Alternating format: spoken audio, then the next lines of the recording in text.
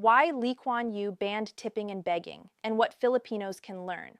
Singapore did not become a first world country by accident. It was built through discipline, dignity, and clear rules. One of Lee Kuan Yew's most misunderstood decisions was his firm stance against tipping and begging. To many Filipinos, tipping feels generous and begging feels compassionate. But Lee Kuan Yew understood something deeper. Both practices quietly destroy professionalism, dignity, and integrity. First, why he rejected tipping. Lee believed tipping turned workers into dependents. When income relies on tips, workers are forced to please customers instead of simply doing their jobs well. This lowers dignity and encourages employers to underpay. In Singapore, workers are paid fixed, fair wages. Service is not charity. It is a professional duty. To replace tipping, many establishments adopted a 10% service charge. This standardizes costs and ensures service income is shared fairly among all staff, including back-of-house workers. In some cases, business owners use it to pay higher wages to retain talent. The message was clear: your work has value. You do not beg for extra. Second, preventing petty corruption.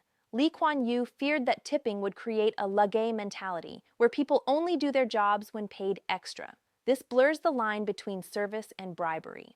By removing informal cash exchanges, Singapore closed the door on small corruption. You do your job because it is your job, not because someone slipped you money. This lesson is critical for the Philippines, where pangkape culture weakens institutions every day. Third, why begging was banned. Begging was prohibited not to punish the poor, but to protect national dignity and order. Under the Destitute Persons Act, those in need were directed to shelters, healthcare, and rehabilitation. Many street beggars were later found to be part of syndicates or had hidden savings. Banning begging weakened organized crime and restored public trust. For investors, beggar-free streets signaled discipline, safety, and competence. The bigger strategy was simple: pay people properly and demand discipline. Civil servants were paid competitive wages, and the message was clear: nothing is free. You must work hard or you will be hungry. Singapore is not a welfare state, but it creates jobs and opportunity through strong systems. Today, home ownership exceeds 90%.